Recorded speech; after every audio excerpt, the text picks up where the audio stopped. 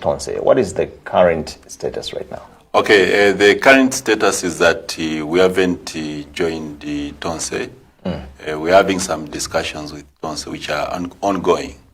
Yes, I think we're invited and we responded to that invitation and had some couple of meetings.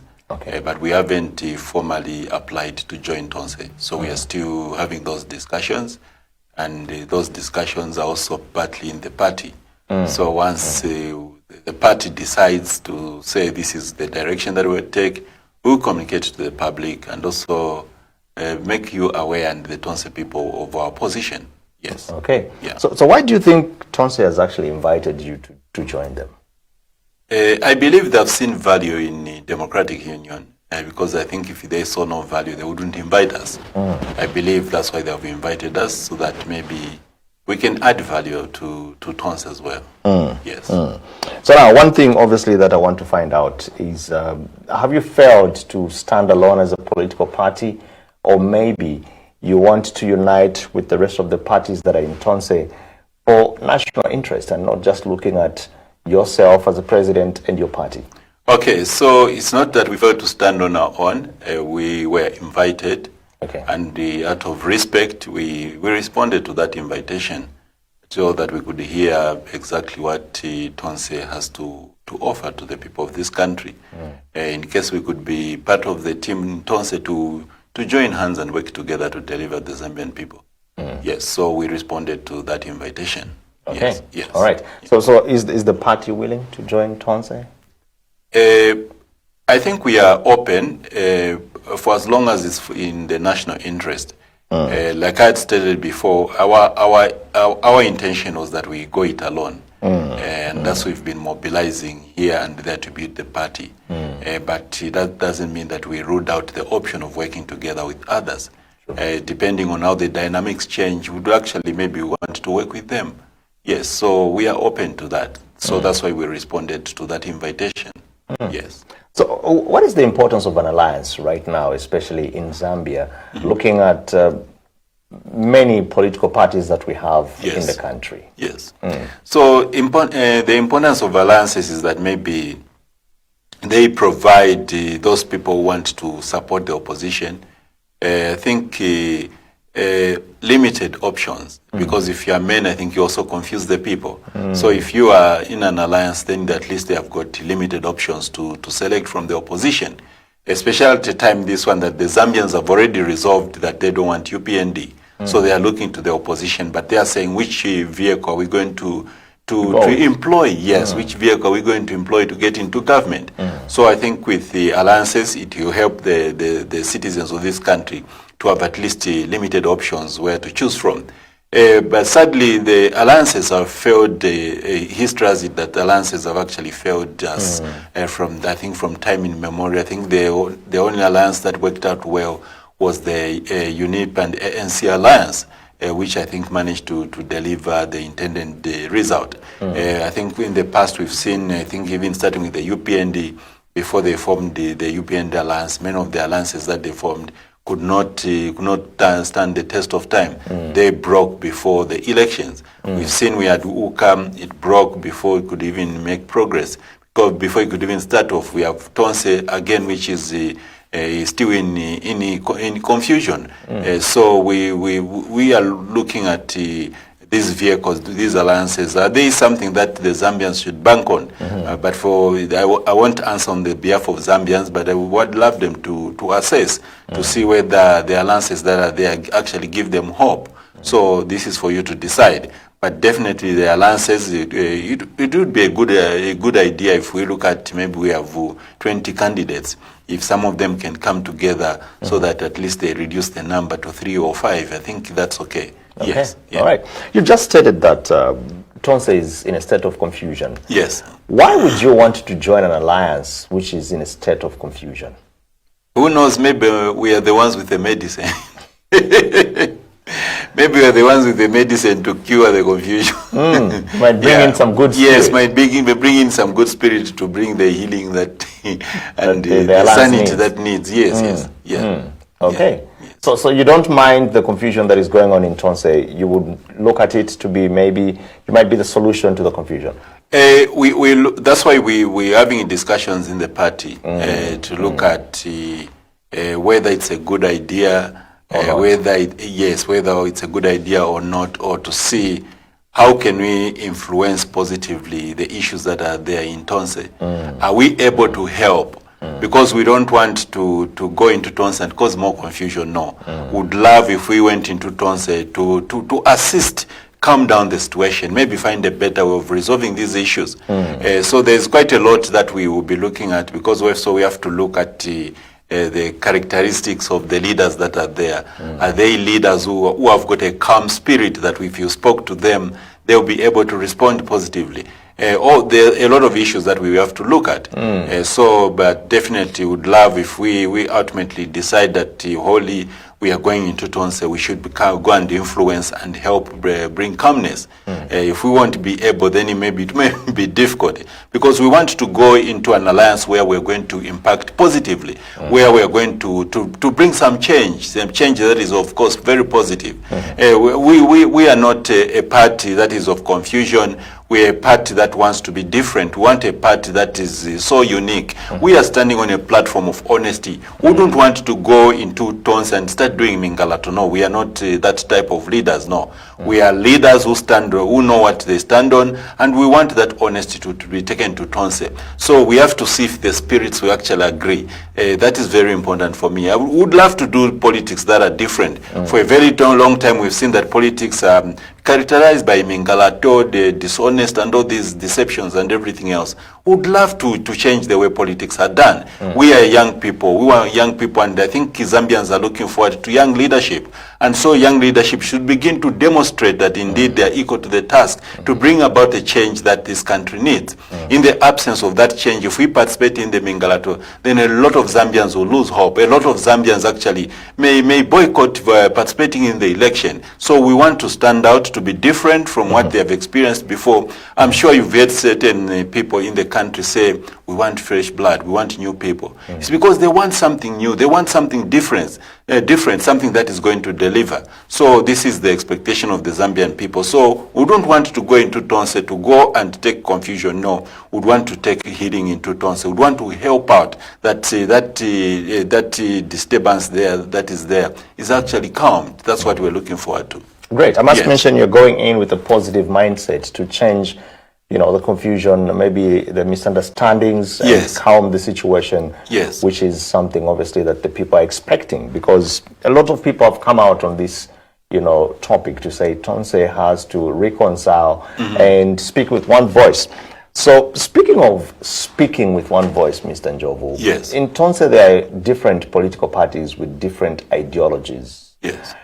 Is this move being driven by ideology in terms of similarities, or maybe it's just, you're riding on Tonse to also have some numbers as a party?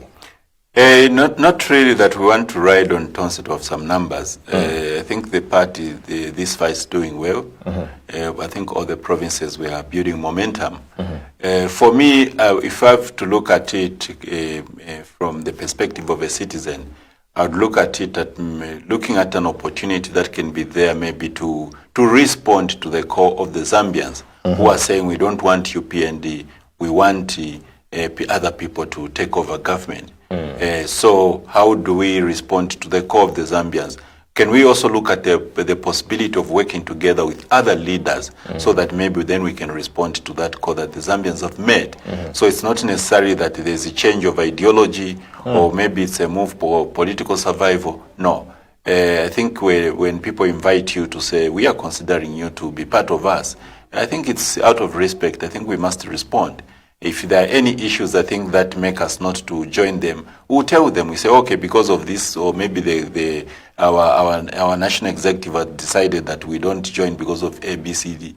Or maybe they are saying we are on standby because you need to correct one or two things, or maybe we are not joining. I think we'll make that clear. But we wouldn't definitely avoid or abscond from that invitation to join them. We are looking at the bigger picture. Yes, if it's going to be good for the Zambians, then I think it's something to consider. Of course, for me, what is important is to know the intentions of the leaders. What are your intentions? What plans do you have for this country? For me, I'll be very much interested to know that, especially to know issues on how they would intend to sort out the issues of debt, the issues of load shedding, the issues of governance. They need to give me assurance that when we form government with them, they won't go on an escapade of persecuting people, persecuting UPND because of what they have done. I'm looking forward to a time when we are going to experience healing in this country. I know some have said, Ackim, that's not good leadership to forgive people who have behaved in a particular way. I say, no, I'm a leader. In fact, I've told them that I'm not the ordinary politician that you know. I'm a leader, and I'm going to bring about the change that I think I've been given. I'm supposed to bring healing in this land. I'm supposed to bring the Zambians together. That's why you've never heard me that I'm coming to fix this, I'm coming to fix this. My manifesto talks about interventions and solutions that we want to come and roll out in this country. And this requires us to work together, both the young, the elderly, and any other Zambian. As long as you're positive-minded, we need to work together to deliver development to this country. So we are not coming with an agenda of revenge, of any vindictiveness, bitterness. No, those things are not part of us. For me personally, I don't have an issue with UPN. I don't have an issue with PF and any other political party or any personality in the political space. So when I'm coming to focus on the country's development. I think I wouldn't waste time if I've got an agenda with anyone to get into politics. I think that is not my business. So my business is that Zambia, a country with great potential, has been a sleeping giant for a very long time. So we need to help it. We need to look at how we can harness these resources that we have, turn them into government revenue. I come from the private sector. The private sector is also struggling to thrive, to grow, because the taxes are high. So how do we also help the private sector? Hence the Democratic Union's decision to set up strategic operations so that government can start earning some revenue for itself, so that it doesn't choke the private sector. When you choke the private sector with taxes and all these fees and everything else, when the cost of doing business is high, the private sector can't thrive. Coupled with load shedding, the private sector has struggled. So we need to find a way, progressive ideas of helping our economy grow. Most of the time I've been telling you that I'm looking forward to a time where we are going to come up with the domestically grown economic models, not the ones where we copy, whether from IMF or from other African countries. No, we need to look at Zambia to say, what has God given us? What has God blessed us with? Then how do we work around with these things that God has blessed us and determine the future for this country? It's not always good to copy from others. Yes, you can learn lessons from other countries on how they have managed their economies, how they have managed their resources. But one thing you need to know, that Zambia is very unique because 40% of the water bodies are in Zambia, here in Southern Africa. We've got vast land. Most of Zambia is still a bush. So how are we going to take advantage of Zambia as well as land, most of it being a bush? How are we going to take advantage of the mineral resources that are there? How do we even protect the mineral resources so that the locals begin to benefit from these resources? We must be honest and agree that we haven't managed these resources very well. Most of the times the leaders that we elect just get commissions and are able to sell the resources that we have as a country. As long as a foreign investor would come and give them small something, they get that and forget about the future of other people, other children. So a leader that needs to be president next time, he must be aware that he needs to take care of 21 million Zambians, 21 million souls. It's a very huge responsibility. When we rush to want to be presidents, I want each and every one of those who are aspiring to be president to be very serious and to be aware of the task that lies ahead of them, that they are going to take care of 21 million souls and they are going to be accountable to God for those 21 million souls. Most of them, if the economy doesn't improve, will be crying to God to say, we are suffering. But then God will say, but I gave you a president. If the president is very negligent, God will definitely deal with them. Maybe it could be the reason why our president, some of them have been dying on the seat. Maybe they have not been delivering to God's expectation. Maybe the Zambians are still crying. So those are thoughts I think that we all have to carry, those who are aspiring to be presidents. But what is very important is that we need to understand the mammoth task that lies ahead of us. Another thing that we need to understand is the politics internationally are changing. We are faced with threats right now as a country. That's why most of the times I get concerned that most of the time we are politicking. We needed to have time where we sit as opposition political party leaders with the Republican president. We look at Zambia's opportunity and prospects. There are a lot of forces externally affecting our development. A lot is happening in the international space. Right now, the American government at some point, they withdrew their aid. They have come back that they want to give us aid about 2.5 billion over 5 years. But how much are they going to benefit in 5 years? They could even earn as much as $100 billion. So all these are issues that us as the political party leaders, we're supposed to sit together and say, how do we protect our country? How do we make sure that we benefit in the absence of getting a financing from IMF? How can we brainstorm together and drive this country to development? After elections, we are supposed to be working together, not politicking. That has been one of the problems that we faced in this country. We like politicking, always is politicking, always is mingalato. Now, if you are a president the way HH is, and then you're playing mingalato, how are the opposition leaders going to support you? So we need leaders who will understand that after elections, it's working together. These guys, I can work together with them. When they provide checks and balances, I shouldn't feel bad. Even if they criticize me, I should engage them at a table. We dialogue, we discuss to say, but why are you saying this? Why are you proposing this? We share ideas, then there we are helping the country develop. But most of the time we are filled with these minds of mingalato, destroying one another. I think for me that doesn't work well in terms of the country's development. You've just raised a very good point, Mr. Njovu. We are so much concentrated on politicking, yes, as compared to talking about development. Yes. Even not just about you leaders, even your followers. Yes. You would find that, people are comparing leaders to say this one maybe has got better suits as compared to this other one. Look at his shoes and all of that, at the expense of talking about development. Yeah. One thing I want to find out from you, the developmental ideas and agendas that you have, yes, have you tried by all means to share them with the current government? And do you think they adhere or they listen to what you talk about in terms of sharing the ideas of development? Yes, I do. At the time we launched the party, we had extended, I think, an invitation, or we had expressed that intention to pay a courtesy call on the president, the sitting president, as well as the former president. But I think we never met any of them. I don't know why, but they didn't give you any reasons? No. We never had that connection. So we don't know exactly what they're thinking, but we saw at some point UPND trying to implement what was in our manifesto. So we thought maybe they were comfortable in just stealing the idea and implementing it and not engaging us. So maybe these are issues. Maybe sometimes you see people feel threatened. Yeah, so sometimes when the people feel threatened, they wouldn't want to bring you closer, but they would want to steal your idea. But when an idea is in the heart, it's very difficult to implement it because you don't know the details that God has given me to roll it out to ensure that it succeeds.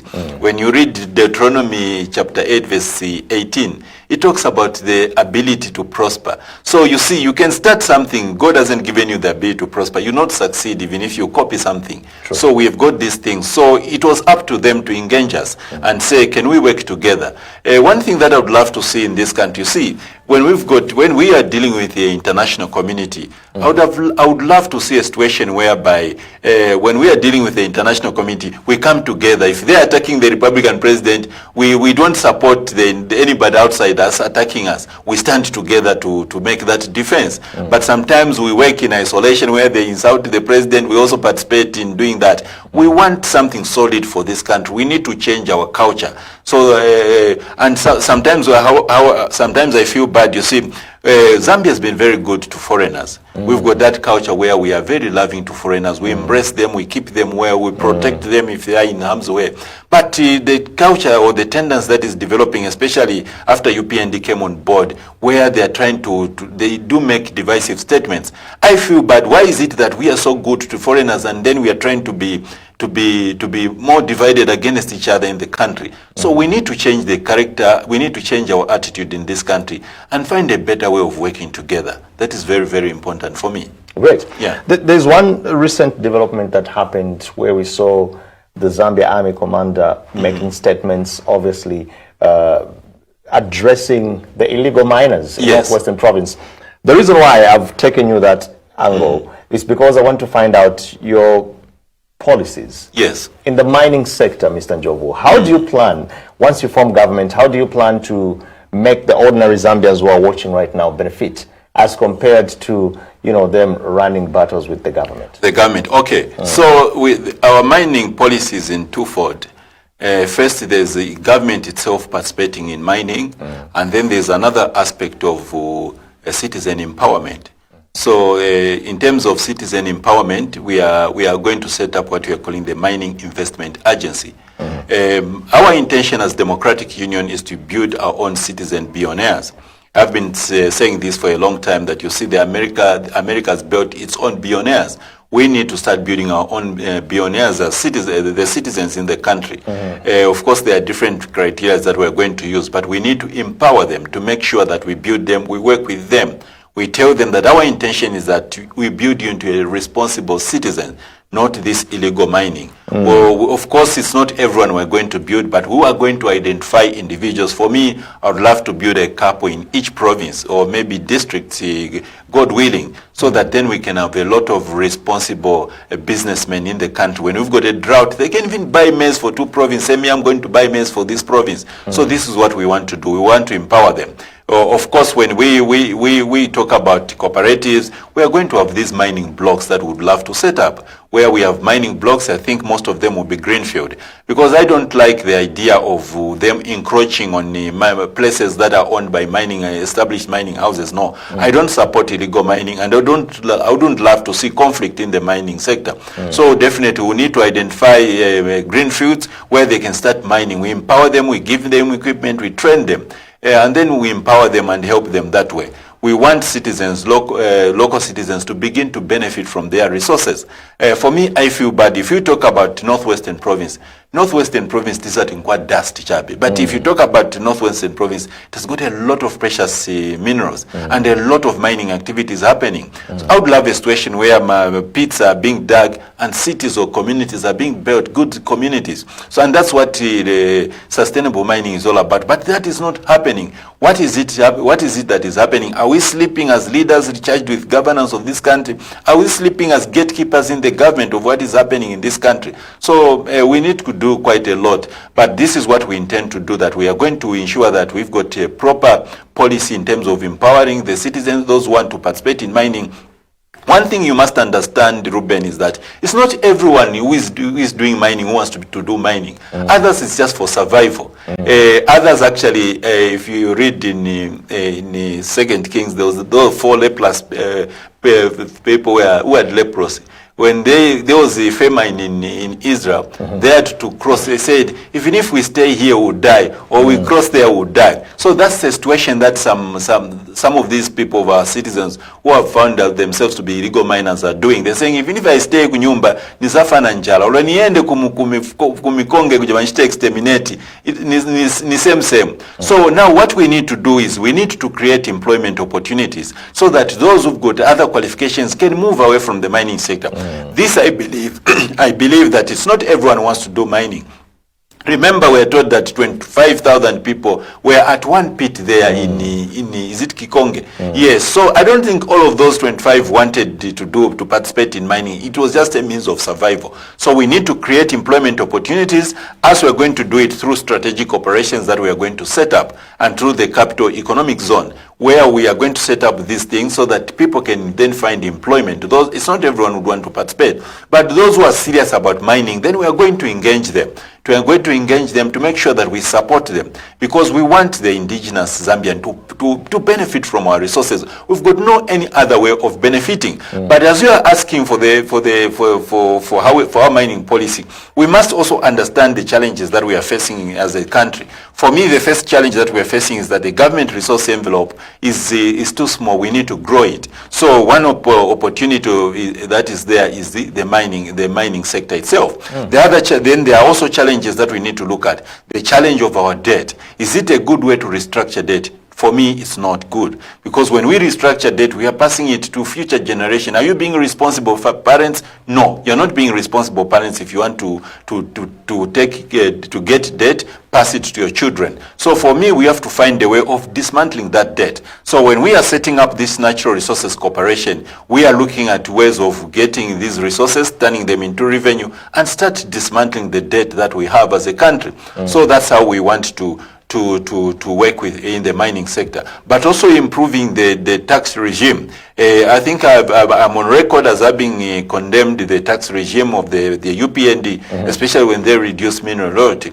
With us, we are coming with another tax, which we are calling the Chiefdom Development Levy. This Chiefdom Development Levy is meant to bring about development in the chiefdoms and in the provinces. So we're going to introduce a 2.5% Chiefdom Development Levy that both the government and the public mines are going to pay. That money will remain in the provinces to bring about development in those areas. Our focus areas is health, pension, and the infrastructure development, the youth, as well as recruitment of people into ZNS, as well as research and development. I'm very particular and I'm very big on technology and innovation. So we are going to make sure that a certain percentage is allocated for technology and innovation, for research and development. We're even going to set up the Office of the Innovator General. This is how serious we are in terms of upscaling innovation in this country.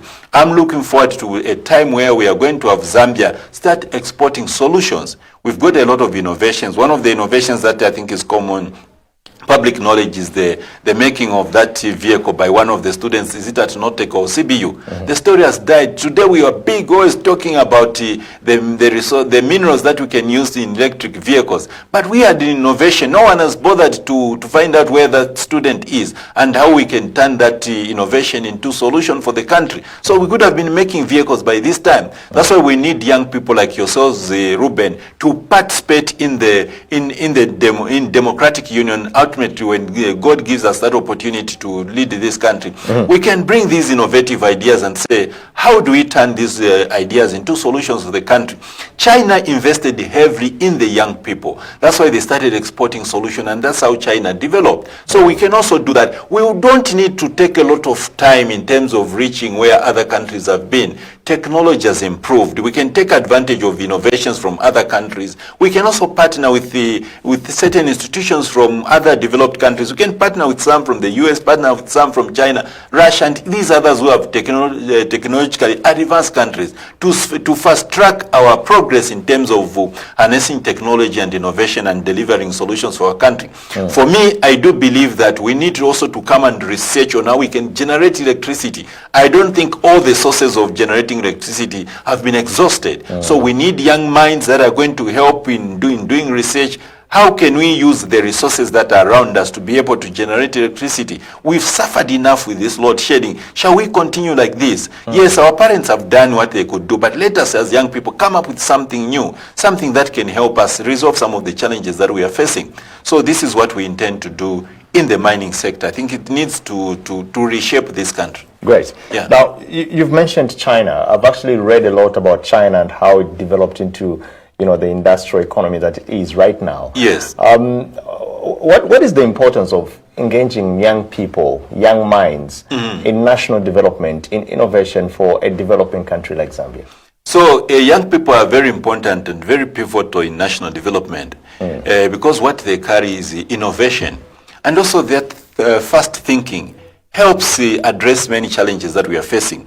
I've been saying this, that some of the challenges that we are facing today are supposed to be resolved by our generation, not our parents. Time has evolved, time has moved. Our parents are in the fourth generation, I think, which is now supposed to be in the advisory law. They are supposed to be in Madala's league advising us, and that's the young people leading the country with all our ideas. Where we struggle, we consult them, we ask them. Yeah, it would be good to have HH be the former president next year so that I can be consulting from him to say, Vadala, how did you sort out this? Then he gives me that guidance. Then we make progress. As young people, I believe the future of Zambia, the future of Africa is in the young people. We've seen what is happening in Burkina Faso. We've seen it. Senegal's got a young president. We've seen Botswana's got a young but not so young president. And for me, we must have confidence in the young people. Even the US, you've seen Donald Trump has got a young vice president. He's only, is he 40 years old now? So which means if Donald Trump kicked the bucket,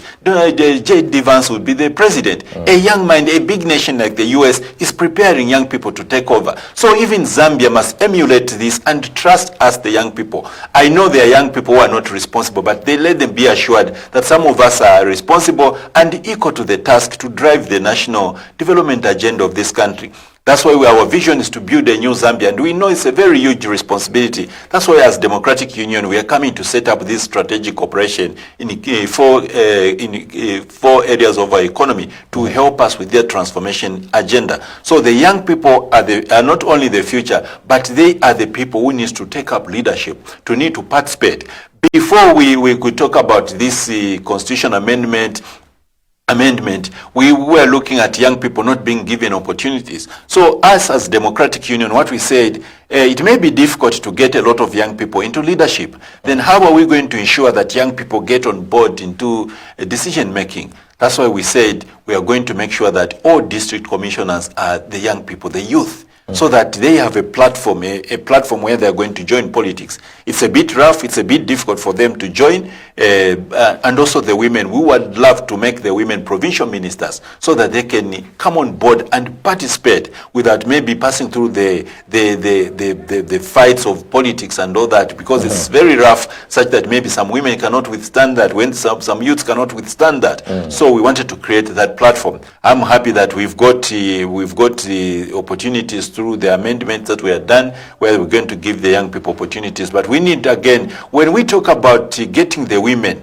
when we talk about the young people getting on board leadership, we're not talking about you just being because you are a woman. No, we are not talking about you because you're a youth, then you'll be given an opportunity. You have to demonstrate. I've always given this example. If you talk about the corporate world, we've seen a lot of women, they are managing directors in the banks. These women do not get those appointments because they are women.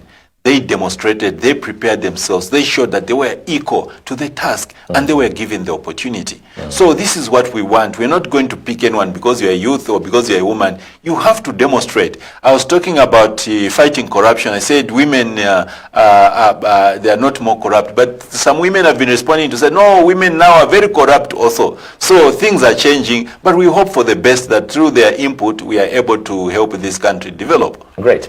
All right, dear viewers, in case you want to be part of the program, feel free to call the number that is showing on your screen right now. And if you're not able to call, you can still send us either a WhatsApp or a direct message and ask your question, make a contribution or comment on what we are looking at. Speculations about DU and Tonse Alliance. Has the DU actually joined Tonse Alliance? That's what we are looking at. Plus also we are looking at different policies that the Democratic Union has for Zambia's development.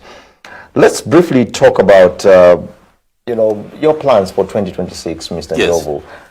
Are you planning to be under the umbrella of Tonse Alliance during the elections, or you want to stand as a sole candidate? Our ambition was to stand as a sole candidate. That's why you saw us ambitiously building the party.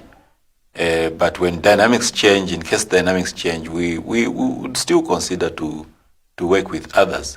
Maybe that's why we've said we want to listen to you, since you have invited us. Well, we want to listen to you speak, so that we can, if we found it good to work together, then we can work together. If they say, actually, maybe you're the guys who are going to bring healing into Tonse, we'd be happy to do that. Yes, but our original stance was that we want to participate, to stand on our own. That's why we've got even others now wanting to stand on our part as members of parliament and many other positions. So that was the original idea. But as we get closer to the general election, maybe dynamics would change. Maybe other people would say, no, we want you to work with these people for these 1, 2, 3 reasons. Maybe you should consider. If the intentions of the leaders that we are partnering with are good, and we feel that when we assess them with the lenses of ordinary citizens who are passing through challenges, we see that it's good. Maybe then we can work together to say, okay, since we all have one ambition to improve the living standards of the Zambians, then maybe we can work together. Are you ready to just be an ordinary member of the alliance? Or maybe you're also eyeing the chairmanship of the alliance? I haven't thought about that deeply. whether I should also contest as the chairman of the alliance or to go there as an ordinary member. I think it's something that is on the table, maybe something that we can consider since you have mentioned it. Yes. Yeah. And how will this affect, the core identity of DU, considering that you have different ideologies compared to many other political parties, in Tonse? Yeah. Once you join Tonse Alliance, how will that impact on the identity of Democratic Union? I believe our identity is our identity. That should not be impaired, even us joining Democratic Union. We should be known as a political party that still intends to deliver development in an honest way to the Zambians. I think that a political party that is concerned with the well-being of the Zambians. If we go into Tonse Alliance, we're not going to change our identity. We definitely go with our identity, and we pray that that identity that we carry is going to affect them in a positive way, so that together we can build something stronger. Like I've told you, that we'd love to positively influence Tonse. So when if the party decides that they want to join Tonse, they must stand at a platform where they know that they are going to influence Tonse positively. If we can't influence Tonse positively, then there's no need for us to join it. This should be our ambition, that we have to influence them positively. We have to contribute positively. If we are going to bring problems to Tonse, then it's better we don't join them. If us joining Tonse is not going to sit well with the Zambians, then it's better we don't join them. So this is what we are looking at. We will not compromise our identity. No, we won't. It's better we make a good decision that benefits the Zambians, but does not affect us, because we don't want to be what the Democratic Union stands for is a new type of politics, one that is based on ideas, based on providing solutions. As we provide checks and balances, we must also float our ideas and our solutions. We don't believe in name calling yet. We don't believe in that. Of course, we will condemn, like when HH made that statement in Southern Province, we have to condemn. There's no solution for that. It's just to call for unity, that we need to work together. At that particular time, yes, we'll condemn the person if they make a divisive statement, because KK worked so hard to unite Zambia. So we must maintain that unity and peace. Yes. So our identity will never be lost because of us joining Tonse. No. Let's talk about the trust that people have in you as DU president, and at the same time they were opposing Tonse. Don't you think it will be a confusion to those of your followers that were opposing Tonse, and they were saying this is not a good alliance for the party, and then, for example, maybe it happens that you join the alliance? We will not join an alliance based on the president's decision. No. We are a very transparent political party. So if we decide to join the alliance, then the people must, the party members must support that idea.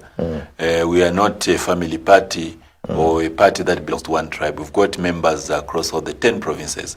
So they need to have a voice to say, yes, we agree. And of course, they would also want to know, say, us who are candidates, how then is it going to work out? So there are those issues that needs to be resolved.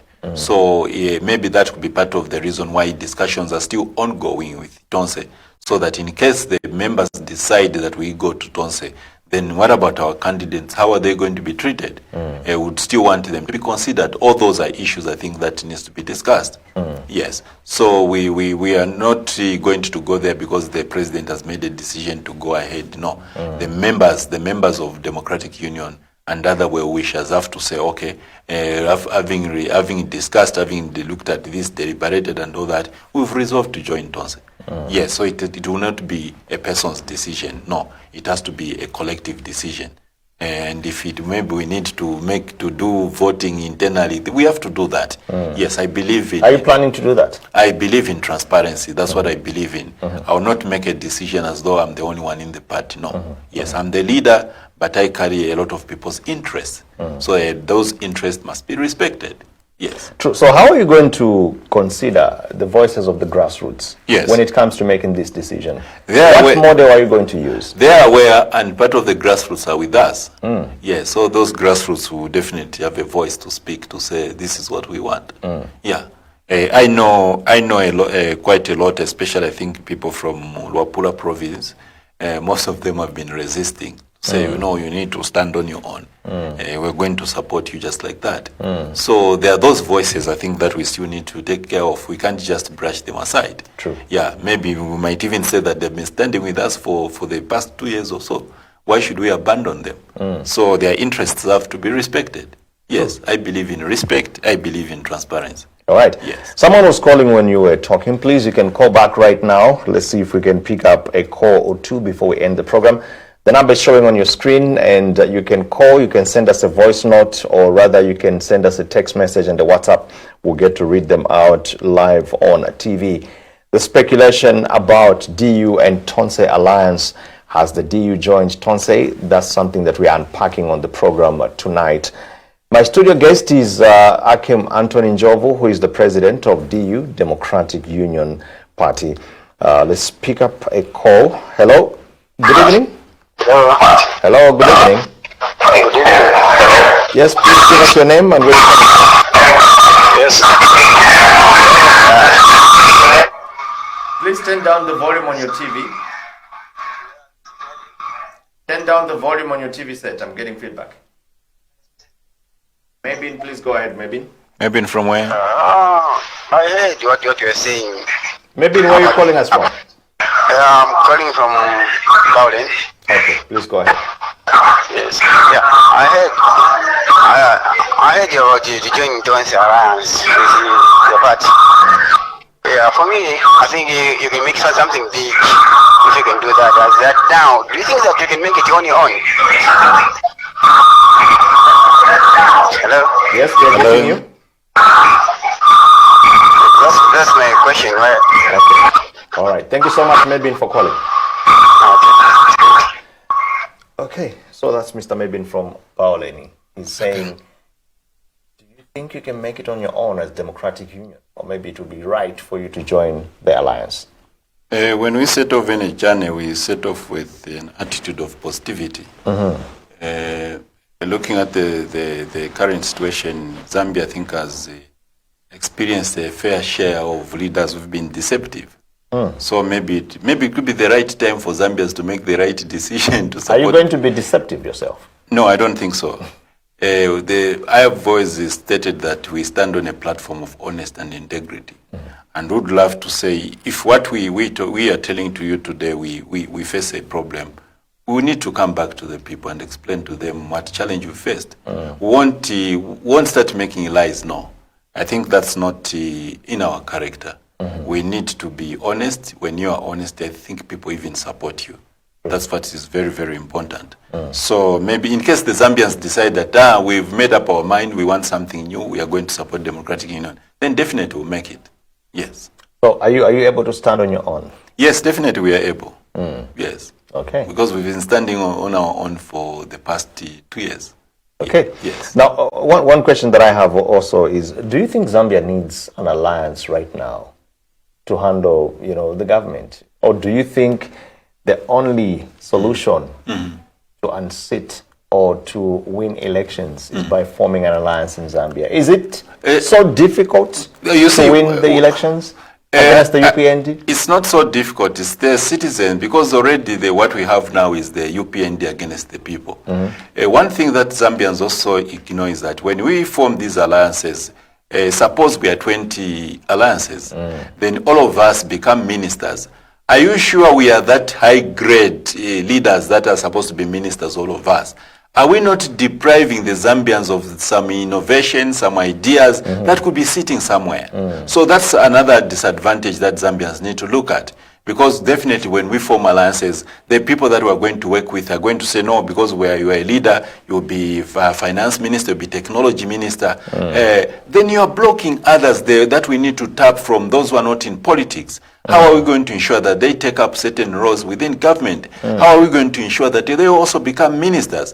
How are we going to ensure that the directors in the ministries are just promoted to be permanent secretaries instead of giving cadres those positions? So all these are dynamics that the Zambians need to look at, That's why sometimes I say, when we Zambians, when we are making a decision, let's meditate and look at these things critically.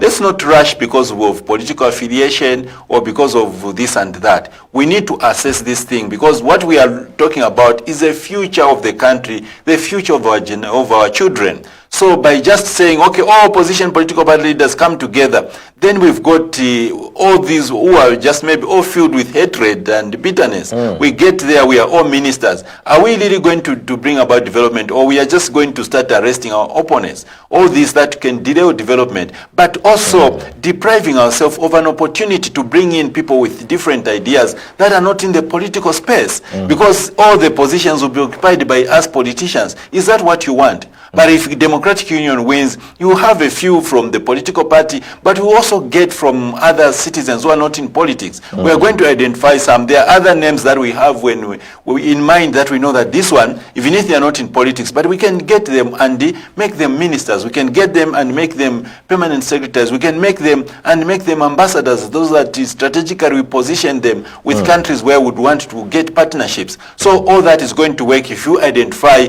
a single political party like Democratic Union. But if you get an alliance, find that all our ambassadors are just politicians, PSAs are politicians and cadres, ministers are all leaders. Maybe some of them may not be that quality that we need for certain ministerial positions. Right. We need going forward to have ministers. If I become the president this year, I want a technology minister to be a young person who is very innovative, who is going to also help in generating ideas. I want the innovator general, a young mind that can generate ideas, that is very innovative, so that then we come up with something from this ministry. But if you take all of us just as politicians, maybe we'll get others who are old, who won't even help us to have those innovative ideas. So all these things are things that we have to look at.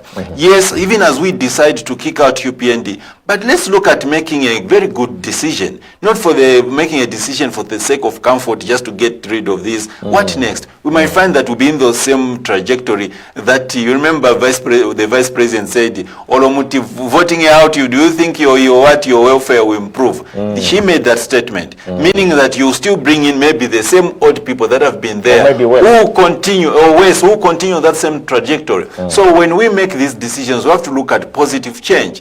How are we going to help? Can we say, I can become the president, we are going to support you. We are going to make sure that we support you. Wherever you fail, we are going to support you. We are going to back you up. As long as you are open to being helped by us, this is what we have decided. Maybe it will be easier to control me, to help me succeed than maybe these who have been there, who always claim that they have got experience. Sometimes people with experience are a problem, because they always think that they know it all. They know it all. They know it all. They want Just to do it. No, we used that. to do. Okay, just hold your thoughts, sir. Hello, good evening. Good evening. Hello, good evening, sir. How are you? Good evening, boss. Mwasebenza bwanji. Bwino mwasebenza bwanji, boss. Studio. Mr. Njovu. Owa Njovu ya nasegula leti. Wa Zambia you want? Wa Democratic Union. Oh, Democratic Union. Democratic Union giving you the Zambia you want. Ndimo ndani zina. Nine zina langa boss ndine Costa mtumira ku Lusaka West. Wa Costa kambanti mvere. Ine tambene nifuno kambako. Ine ndine Mzambia ni wamene ayesa kuona kusokolo kwa mene tienda. Kuchoka after UPND ngati taona machitidwe yaenda yankala yoyipa kusogolo. Ifunga tienda tiona pati nangu ya metinga pakepo kuti ni ichi. Ati pali manja hapa, chamene niona, awa venangu pamene bali mu grupu ya Tonse haba. Baenda ba Tonse wa monga tori kuruzinga wedi ya neti. Monga ni neti jairi mu mundamwai. Mukapunyamo neti mwembo mudonsa vonse viri mukati. So, chamene nifuno opempa, aba bamene bali mu studio abana pati yao. Basa joine muri baja abantu bamene badonsa chape kuti mpaka bachitachivu chamene bafuna. Imwe kambirani mazambiani according, sikungena che mu government, sikuti kapena ndiye pamene muntu ungankale musokolero kuchitira abantu babwino. All mu opposition mwamene, paona bena ngwapasa maidia ya bwino yakuti yanga kwaliso pereka ziko pasokolo as long as bajabali mpawa bambera bamene bakamba ma opposition bafunira bachita implement a program ya jamene bapasa banja bena ngwamene baenda mutonse abwana niona mo danger manengi kai iteze ati nimwe na yamene mwacho sajabe mukafyo mwenda mwaiponya manje kuwangwa danger mene muona mo inga ndo sanduka mulamba kuti so danger ni muona mo Tonse ni abwanje danger amene niona mu Tonse bwana ma politician bamene baja bamene bachoba bazichinja chikumba mukati ni nayo ni amene ya bantu bamene benzemo mu party amene inachoka po last time government inachoka po last time so ma characters bali nayo baja sanga chenjepo abo bamushudira abo kukuza ni bazoona musaeze ujoina Tonse azimi eni paimwe mwega tufuna tivere mau yanu yatipereka kuti as a country osambo kongereza batonse abamene bakamba chekulibe ina sinima nderapo bamene bamakamba kuzambera bakapera pa podium so bakamba podium vintu viri parallel chabe viri parallel to imwe zimireni paimwe mweka niona mukamba bwino manini so mukukamba kwanu tiuze ni vintu bamene mtona voipa bamene munga ese kuchika mukabira mpaka wonza joina aba batonse aba nimwena zija nacho kache mukafyo zaenda uko kuwangwa ziko museleze bwino ziko mwambi wa Costa Taimikira. There's also a text message, Mr. Njovu. This one says, people should not doubt you. The alliance at the moment is not organized. And the party is clean. And your party is clean. That's what he's saying. That is Mr. Ngonja from Lusaka. And he says, you have my vote. That's Mr. Njovu for you right there. Hello, good evening. Good evening, thank you. Give us your name. Thank you so much. Mpande here. Yes, Mr. Mpande.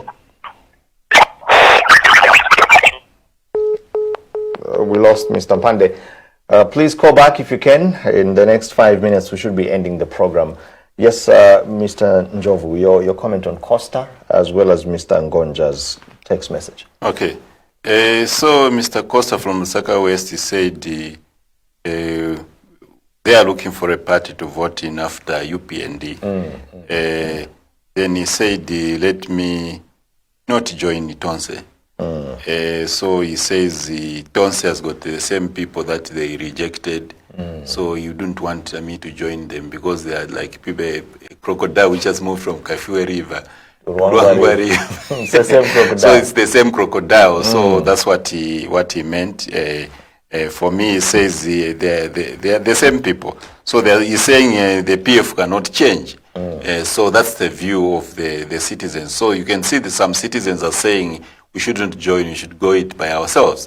So it's up to the citizens to decide to say, okay, we are going to support Democratic Union. We want to make sure that you bring about this change. That's why we've been inviting a lot to come and join, especially those with good ideas, the same ideas that we have. We can sit down together, say, I also have this good idea. How can we then work together and ensure that the citizens benefit? We are open people, we are open-minded, who are very receptive and very transparent, would love those who've got good ideas, whether they're still in government or they're still in the private sector, would want to receive those ideas so that we work together. Our focus will be the country. For me, I believe that Zambia is covered in shame, and we need to remove that veil of shame in this country. And who is going to remove it? It's not the foreign investor. It is us Zambians. Who is going to bring about development? It's not the foreign investor. It's us Zambians. So we need to get interested in the economic activities of this country as citizens so that we bring about development. You've noticed that it's very difficult to get capital here in Zambia. It's because capital is owned mostly by the foreign investors. They have got, when they make the money goes outside. But when we as Zambians have the means of production and also we begin to run our industries, we find that money will be available in this country. ku Switzerland kuja komene timaindo bisa ndrama borrowing ku bank wakuza tiwoke uzalipira 1% or 3% by using ndrama za ndani ndrama zatu zamene wamaindo bisa bantu. So there is something that we are coming to do as Democratic Union, that which we are calling the capital economic zone. So this thing, it's a twofold thing. It is what we are calling a capital mobilization province and also a seat of refuge. I'll give you the details after I win. Okay, great. Because so we need to make sure that Zambians who have kept their money outside, that money is brought back so that it begins to help us develop with this country. Yes. Great. A text message has come through here saying, what I can advise you, Mr. President, just support Mr. Brian Mundubile. Okay. You can tell everyone to support him because people who want to be president, na mufula. Okay. Okay, that's according to him. Please indicate your name as you're texting in so that we can also... Then let me respond to Ngonja. Okay, thank you, Ngonja, for that. He said people should not doubt me. DU is clean. So I think that was a commendation. Thank you so much for that. Then also, who said we need to support Mundubile. I think the dynamics are still changing. We don't know what PF would decide. We don't know what Tonse would decide. And also, ultimately, what will be decided. If God says you're actually supposed to support Brian, then we will definitely do that. If God says we are going to, through the people of this country, you're supposed to stand on your own, we'll do that. What we want is we want Zambia to, that cloth which we are covered with, want it to be removed. So we're looking at positive-minded Zambians. And when we want to work with even Brian Mundubile, because he's popular, I would love to sit down with him. I hear his ideas. I also want to speak heart to heart. I also pick out the honesty in him. I'm not that Zambian who just maybe support people because they are famous, they are popular. No. I need to speak to your heart so that I hear your honesty. When you are speaking, I'm able to tell that we are Namaboza, who is just deceiving us. So heart to heart discussion will be very important with whoever wants to stand as president of this country, so that we know that they mean well. Yes. All right. So as we're about to end the program, maybe we can give you about 5 minutes. If you want to come through, we can pick up at least one call. We can accommodate that one as you come through on the program. Remember to be brief and straight to the point. We have a few minutes before we end the program. The agriculture sector, Mr. President, is something that is of high interest when it comes to Zambians. Yes. You've seen what has been happening, the late payment of farmers. First of all, how do you plan to address that going forward? Let's pick up this call. Hello? Hello? We lost that call. All right, you can respond to that. Okay, so we believe we must prioritize and respect farmers. Gatma farmers it's better you don't get their maize. The market is so much available in the country and outside the country. They could sell their maize to the millers. They could also sell to the borders. The last time I was in Mpongwe, when I went there, we just talked about the manifesto that we explained to them was about farming and what we intend to do in farming. So for me, I believe when the farmers produce, what we want to do is to make sure that we encourage or entice people to go into farming. And when by the way we're going to entice them is to make sure that when they harvest their produce, they make a good profit. So is that good profit going to be made when they sell their maize to FRI or National Food and Agriculture Corporation, or if they sell to the millers, or they sell to other countries like in the Eastern Province to Malawi or DRC? What we intend to do is that people should be free to sell their maize. How we want to ensure national food security is that we are going to set up this strategic operation we are calling the National Food and Agriculture Corporation, where we intend to establish public farms in all the districts. I know ZNS has got some farms dotted around the country, but we'll do a check and audit to just make sure that every district has got a farm where we are going to produce enough maize and other crops that will help the farms to be sustainable on their own. This is how we intend to ensure national food security. And when we do that, then we are able to liberalize the agriculture sector, to say, ukalima, uzagulisa kulikonse kwa ufuna, for as long as you are able to make a profit. You want to restrict it, the sale to government? No, we want to restrict it because of the National Food and Agriculture Corporation, which will ensure national food security and ensure that we have enough stock in our reserves. Yes. So this is what we want to do. Then also an issue that we need to talk about, when we talk about farmers, if you cannot pay them within reasonable time, within a month, then we have to make a decision to ask them to sell elsewhere. Not this decision that UPND has made, where now they are telling us that they used the money to buy electricity. So, which means now, so much to respect my farmers, you are telling them that maybe you are even useless by not paying them, because you can't take July, then today is January, coming almost entering into February. Some haven't been paid. So that means you don't respect them. You don't value their effort. So we need to respect every person who participates in every economic activity. If we can't pay them, we need to find a way. They could have found a way to say, we are going to use this money to pay you. We are talking about having $5 billion reserves in the Bank of Zambia. Why can't we get part of, I'm sure when we talk about reserves, we must have had currency. We must have had currency, so we must have gold reserves that we can use to pay the farmers and then sort out things later. Because we are looking at affecting the other farming season. It's very unfortunate that UPND has miscalculated everything. This is the last farming season that they had to prove to the farmers that they mean well. But they have failed. The farmers are frustrated. So it means they have shot themselves in the foot. Do you think we're going to have a bumper harvest like we had last time? It is very difficult. If we have it, it's just by the grace of God. Yeah, because remember, the farmers have not been given money. How did we expect them to buy inputs? How did we expect them to plant in time? So this has affected us, and we see now we even have floods in certain areas of the country. So it'd be very difficult, unless maybe other areas where we can do well in terms of harvest, but otherwise it may be a disaster. So the government did not manage the whole process very well, the farming season, and also the inputs are very expensive. As Democratic Union, we are looking at the possibility of maybe coming up with a program where we can say for 3 years or for 5 years, we're going to subsidize the input. We tell these people that we are subsidizing the input. We want you to be self-sustaining, so that when we remove the inputs, we let the price go back to its normal price. At least you have built capacity to stand on your own. That is very, very, very important. Because I think these the agriculture sector, I know for sure Southern Province and Eastern Province used to do well in agriculture, and we need also to include the Northern and Ruapula and also Mpongwe, Copper Belt, so that we build something that I think can help us. The sad thing is that when we talk about irrigation development, most of the time timakamba irrigation ingati price ya kopa yagwa or tikaona gudi drought. That's when we talk about irrigation. But us as Democratic Union, we are setting up another strategic operation which we are calling the National Engineering and Construction Corporation. So part of the responsibility, one of the responsibilities that this corporation will have is the irrigation development agenda of Democratic Union, where we have set up a vehicle where we tell them this department, its role is to develop farms, to bring about irrigation development into farms.